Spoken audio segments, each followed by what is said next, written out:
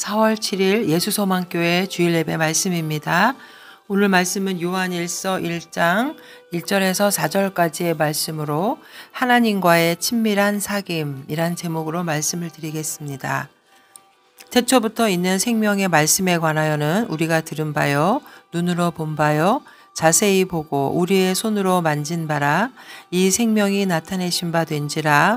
이 영원한 생명을 우리가 보았고 증언하여 너희에게 전하노니 이는 아버지와 함께 계시다가 우리에게 나타내신 바 된 이시니라.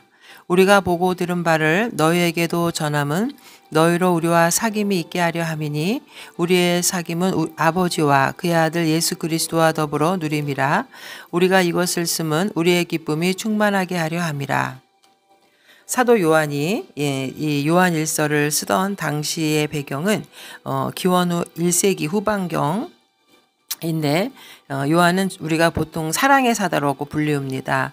사도 요한은 이 요한일서를 통해서 에베소를 비롯한 소아시아 지역의 교회들에게 이 서신을 보냈는데 당시에는 각종 이단이 성행하던 시기였는데 특히 영지주의 사상으로 인해서 신앙적으로 큰 혼란을 겪고 있던 초대교회 성도들에게 또 그리고 더 나아가서 궁극적으로는 전 신약시대의 모든 성도들에게 기독교의 핵심의 진리라고 할 수 있는 하나님과 성도 간의 올바른 교제를 할 수 있도록 각종 이단 사상을 배격하고 복음에 근거한 바른 신앙을 정립하기 위해서 이 서신을 기록했습니다. 요한의 이러한 증언은 당시 영지주의자들인 그 거짓 교사들의 가르침을 염두에 둔 것인데 이들은 영은 선하고 물질은 악하다는 비성경적인 이원론을 전파했습니다. 즉 이들의 가르침은 그리스도인들의 교리와 또 생활에 커다란 해를 끼쳤는데 교리적으로 가장 대표적인 것은 예수 그리스도의 성육신을 부인하는 것이었습니다. 즉 영은 선하고 물질 및 육체는 악하다고 보는 그들의 관점에서 우리의 대속자이신 예수님이 육체가 될 리는 만무하였다고 주장했던 것입니다. 육을 하찮게 여기고 영만 거룩하고 소중하게 생각하고 영만 구원받는다는 사상을 그들은 갖고 있었습니다. 결국 이들의 사상은 극단적으로 금욕주의 또 쾌락주의로 삶 속에 나타나게 되었던 거죠. 이것에 대해서 사도 요한은 요한일서 서론에서부터 예수 그리스도의 성육신에 직접 목격자 된 자신의 입장에서 이 문제를 반박하고 나서고 있는 것입니다. 즉 저자 요한은 예수님의 성육신을 부인하고 영만 소중히 여겼던 그들의 주장을 염두에 두고 하나님과의 교제란 성육신하신 예수님을 알고 그 예수님을 믿는 것에 근거한다는 것을 밝히는 것입니다. 그리고 이 서신을 쓴 목적은 하나님과의 친밀한 교제를 갖기 위함이라고 그 목적을 밝히고 있습니다. 사도 요한이 직접 살아생전에 예수님을 경험하고 체험한 사도로서 당시 이단인 영지주의자들을 경계하고 또 성도들에게 하나님과 친밀한 그 사귐을 하기 위해서 예수님이 과연 어떤 분인가 또 하나님과 교제하는 삶이란 어떠한 삶인지를 말해주고 있는 본문을 통해서 우리가 함께 은혜 받기를 원합니다. 첫 번째, 하나님과의 친밀한 사귐은 생명의 말씀과 사귀는 것을 말합니다.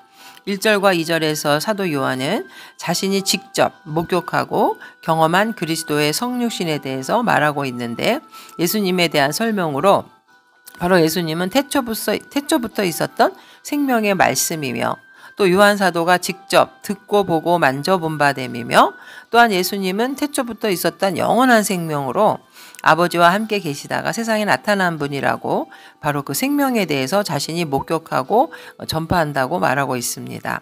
그러므로 우리가 하나님과의 사귀인다는 것은 교제한다는 것은 예수 그리스도 말씀이신 그리스도와 사귀는 것을 말합니다. 생명의 말씀이라는 이 단어는 인간에게 영원한 생명을 줄 수 있는 예수님을 지칭합니다. 요한복음 1장 1절에도 보면 태초에 말씀이 계시니라 이 말씀이 하나님과 함께 계셨으니 이 말씀은 곧 하나님이시니라. 그가 태초에 하나님과 함께 계셨고 만물이 그로 말미암아 지은 바 되었으니 지은 것이 하나도 그가 없이는 된 것이 아니니라. 결국 이 예수님이 태초부터 하나님과 함께 계셨던 분이시고 이 생명의 말씀이 태초부터 있었다고 예수님을 말하고 있습니다. 그리고 그 말씀은 곧 하나님과 함께 계신 성자 하나님이라는 것을 선언하고 있는 것이죠. 여기서 1장 4절에 요한복음 1장 4절에는 그 말씀에 생명이 있다. 그 안에 생명이 있다라고 말하면서 그 말씀이 인간의 모습으로 이 땅에 오셨다고 요한복음 1장 14절에 말하고 있습니다.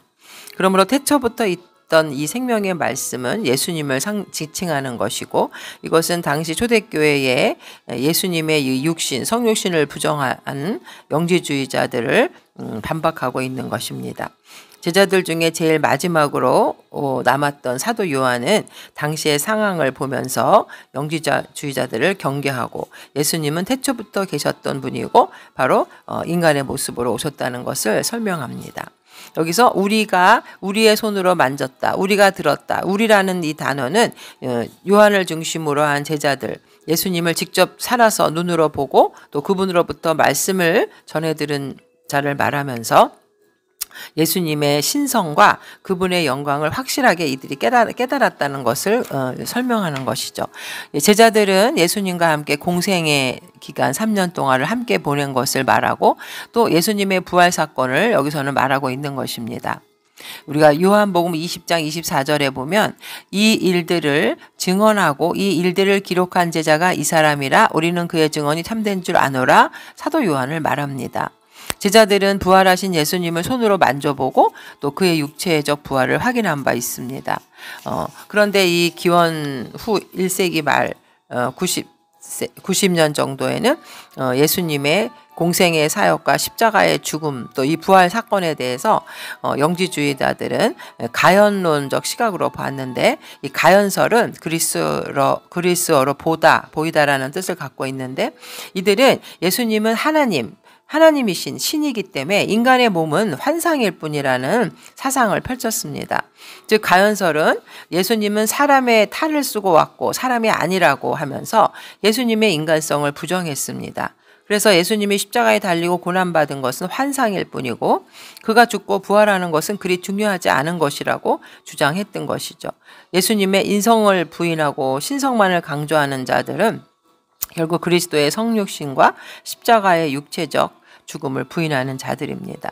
그래서 사도 요한은 이러한 이들의 공격에 대해서 요한일서 4장 2절과 3절에 보면 이로써 너희가 하나님의 영을 알지니 곧 예수 그리스도께서 육체로 오신 것을 시인하는 영마다 하나님께 속한 것이요 예수를 시인하지 아니하는 영마다 하나님께 속한 것이 아니니 이것이 곧 적그리스도의 영이라 이렇게 말하고 있는 것입니다.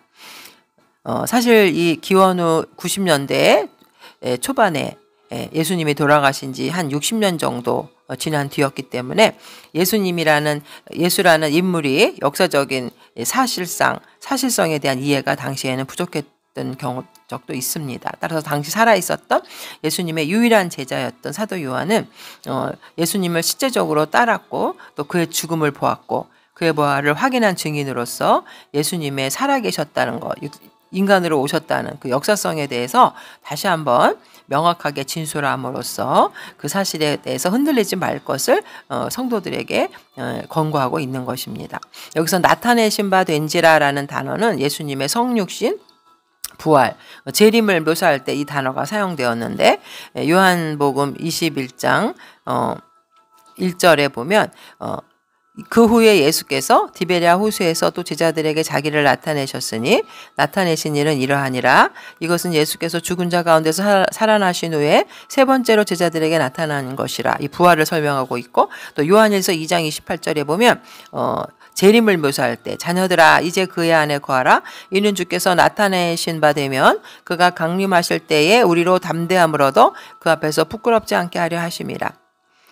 그래서 또 이 예수님을 설명할 때 성육신 하셨고 또 이 세상에 나타내실 때까지 성부 하나님과 함께 계셨던 분, 본절에 함께 계시다가라는 단어는 예수님이 태초부터 지속적으로 함께 하나님과 계셨음을 나타냅니다. 예수님은 이 세상이 창조되기 전부터 하나님과 함께 영광 중에 계시면서 하나님과 깊은 교제를 맺어 오셨던 것입니다. 요한복음 17장 5절에도 보면 아버지여 창세 전에 내가 아버지와 함께 가졌던 영화로서 지금도 아버지와 함께 나를 영화롭게 하옵소서. 그런 그가 갈라디아서 4장 4절에 때가 참에 죄인을 위한 대속사역을 감당하기 위해서 모든 영광을 버리고 비천한 인간의 신분으로 성육신을 하셨던 것입니다. 빌립보서 2장 6절과 8절에도 그는 근본 하나님의 본체시나 하나님과 동등됨을 취할 것으로 여기지 아니하시고 오히려 자기를 비워 종의 형체를 가지사 사람들과 같이 되셨고 사람의 모양으로 나타나사 자기를 낮추시고 죽기까지 복종하셨으니 곧 십자가에 죽으심이라. 그리고 사도 요한은 생명의 말씀을 영원한 생명이라고 보완해서 설명합니다. 여기서 영원한 생명이라는 것은 생명의 근원인 그리스도 자신을 지칭하고 있는 것이죠. 우리 성도들도 역시 영원한 생명, 즉 영광스러운 영생을 누리게 되는데 이것은 바로 영원한 생명이신 그리스도를 믿음으로 받게 되는 선물인 것입니다. 사도 요한은 당시 초대교회 영지주의 이단이 예수의 완전한 신성에 대하여 의문을 제기하는 것에 대해서 예수님이야말로 하나님과 동등하신 분임을 분명하게 선포하고 있는 것입니다.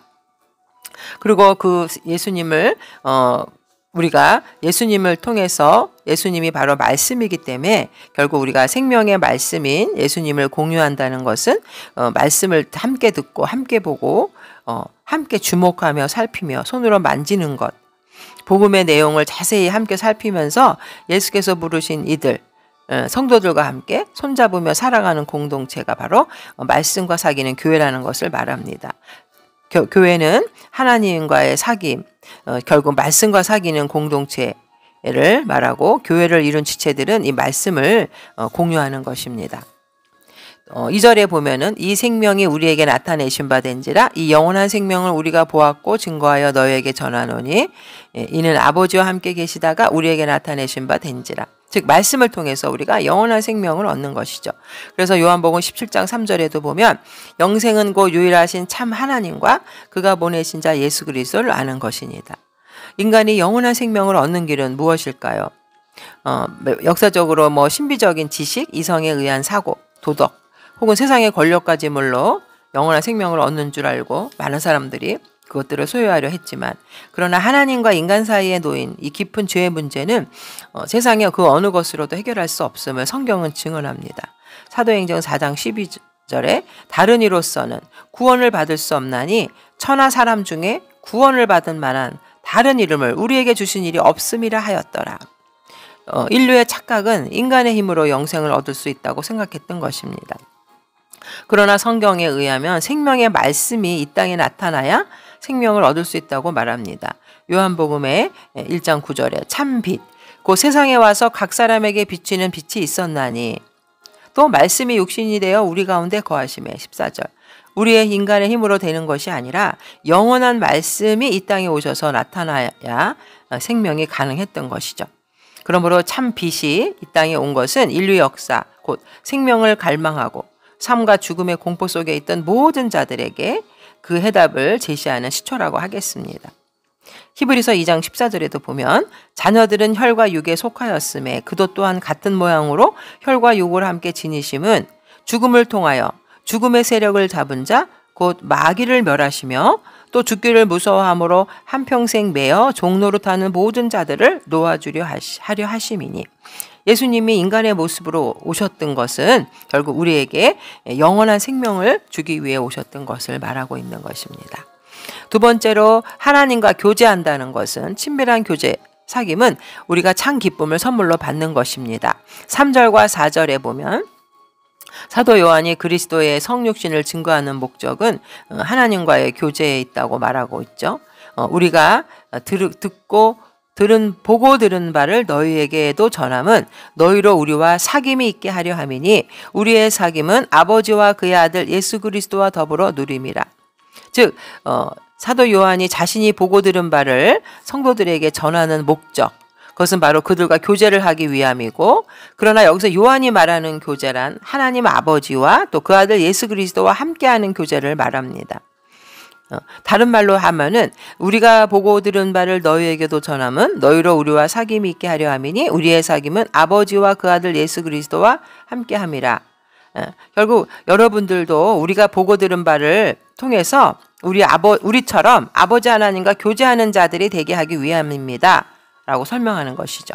여기서 핵심 단어 이 사귐이라는 단어는 원어 코이노니아, 성도 간의 교통과 교제를 말하는 것이죠. 공동의 생활을 나눔으로 번역되는데 그 어원적인 의미는 자기 자신의라는 거와 반대되는 개념, 공동, 함께 나눔 이런 것을 설명합니다. 로마서 15장 26절에 마케도니아와 아가야 신자들이 예루살렘의 가난한 성도들을 위해 공동자금을 조성했던 것 같이 또 사도행전 2장 44절에 소유물을 함께 나누는 것, 즉 물질적인 나눔뿐만 아니라 또 공통된 믿음을 함께하고 복음의 축복들을 함께 나누는 것, 은혜의 말씀 안에서 성령의 교제, 그리스도와의 교제, 그리스도의 몸에 참여하는 영적인 나눔도 모두 언급하고 있습니다. 이 단어는 하나님과의 교제와 성도들 간의 교제를 동시에 말하는 것이지만 초점은 하나님과의 교제에 더 초점이 있는데 사실 구약에서는 희생의 제사를 통해서 하나님과 백성들과의 교제가 있었습니다. 그 우리의 인간의 죄를 동물에게 안수해서 우리의 죄가 사해졌을 때만 우리가 그 당시에 구약시대 때는 하나님께 예배를 드릴 수가 있었죠. 그러나 그것은 매일매일 그 동물을 죽여야 하는 희생 제물이 필요했던 불완전한 교제였지만 이제 하나님은 우리가 하나님과 완전한 교제를 나눌 수 있는 통로를 열어두셨는데 그것이 바로 예수님이 십자가에 달려 돌아가시고 부활하심으로 말미암아 우리로 하여금 하나님과 온전한 사귐을 가능케 하신 사건인 것입니다. 예수님은 우리와 하나님 간의 사귐을 위한 화목제물이 되시는 것이죠. 그리하여 주 예수를 믿는 믿음으로 하나님과 인간의 아름답고 영원한 교제가 시작된 것입니다. 에베소서 2장 14절에 그는 우리의 화평이신지라 둘로 하나를 만드사 원수된 것 곧 중간에 막힌 담을 자기 육체로 하시고 또 16절에 또 십자가로 이 둘을 한 몸으로 하나님과 화목하게 하려 하심이라 원수된 것을 십자가로 소멸하시고 즉 우리와 사귐이라는 것은 인간 간의 교제와 하나님과의 교제이며 이 두 교제는 하나로 합하는 것, 그것이 바로 요한이 이 글을 쓴 목적인 것입니다. 하나님이 자신의 형상대로 사람을 창조하신 것은 사람과의 교제, 사귐을 원하셨기 때문입니다. 그러나 인간의 범죄로 하나님과의 교제는 단절되었고 하나님과 인간이 단절되자 인간 간의 교제도 단절되었고 이 땅의 죄로 인한 범죄, 세상에 살기가 어려워진 것도 바로 이러한 인간의 범죄 때문이죠. 죄악 때문이죠. 그러나 예수님이 이 땅에 오심으로써 하나님과 인간의 교제를 회복하고 인간 간의 교제도 초자연적으로 회복된 것입니다. 그리고 그 장소가 바로 교회이고 이것이 완성되는 곳이 천국입니다. 그리스도인들의 특별한 나눔은 예수님에 대한 공통의 신앙에서부터 시작해서 되는 것이죠.